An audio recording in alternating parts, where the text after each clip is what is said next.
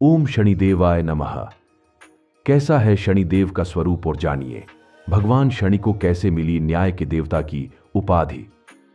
शास्त्रों में बताया गया है कि शनिदेव न्याय के देवता हैं और वह व्यक्ति को कर्मों के अनुसार फल प्रदान करते हैं।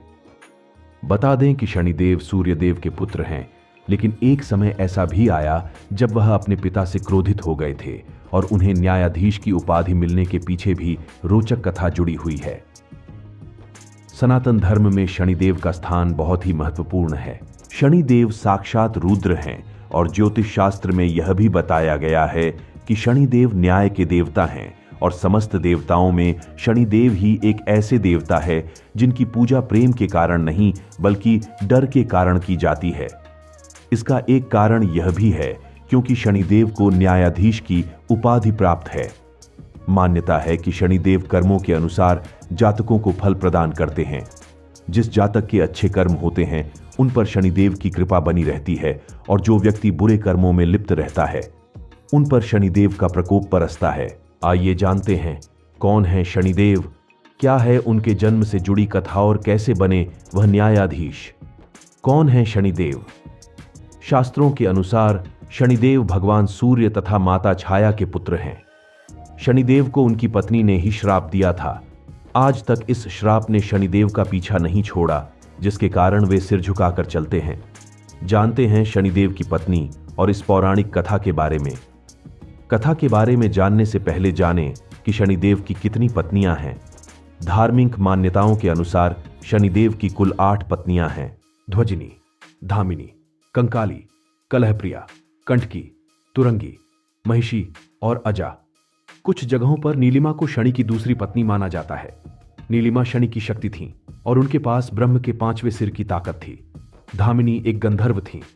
आइए अब जानते हैं कथा। इनका वर्ण कृष्ण है और यह कौवे की सवारी करते हैं।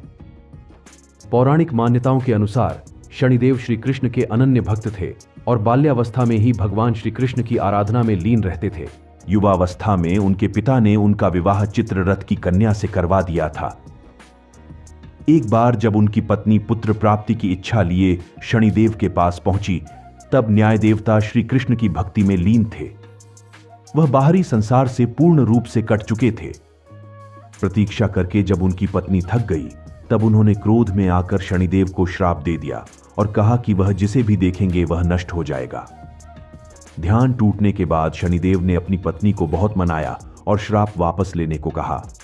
उनकी पत्नी को भी अपनी भूल का पश्चाताप हुआ, लेकिन श्राप वापस लेने की शक्ति उनमें नहीं थी और इसी वजह से शनिदेव अपना सर नीचे करके रहने लगे, क्योंकि वह नहीं चाहते थे कि उनके कारण किसी पर भी विपत्ति आए।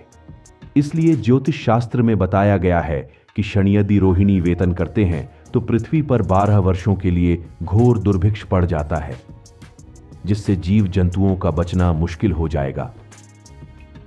कैसे मिली शनिदेव को न्यायाधीश की उपाधि? किंवदंतियों के अनुसार जब भगवान सूर्य अपनी पत्नी छाया के पास पहुंचे तो सूर्य के प्रकाश से उनकी पत्नी छाया ने आंखें बंद कर लीं। इसी वजह से शनिदेव का रंग श्याम अर्थात काला पड़ गया। इसी बात से शनिदेव अपने ही पिता से क्रोधित हो गए। शनिदेव ने आगे चलकर भगवान शंकर की घोर तपस्या की और इस तपस्या से उनका शरीर पूर्ण रूप से जला लिया। शनिदेव की भक्ति को देखकर भगवान शिव बहुत प्रसन्न हुए और उनसे वरदान मांगने के लिए कहा।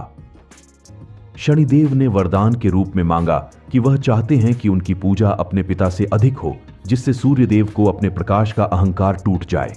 भगवान शिव ने शनिदेव को वरदान दिया कि तुम नवग्रहों में श्रेष्ठ हो जाओगे और पृथ्वीलोक पर न्यायाधीश के रूप में तुम लोगों को कर्मों के अनुसार फल प्रदान करोगे।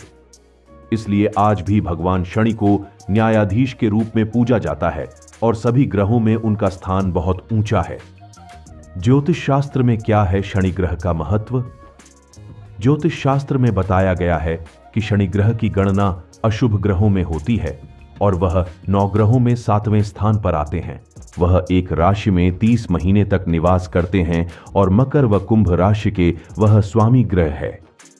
शनिदेव की महादशा 19 वर्ष तक रहती है। वहीं शनि के गुरुत्व बल के कारण अच्छे और बुरे विचार शनि तक पहुंचते हैं, जिस वजह से कर्म के अनुसार फल की प्राप्ति होती है।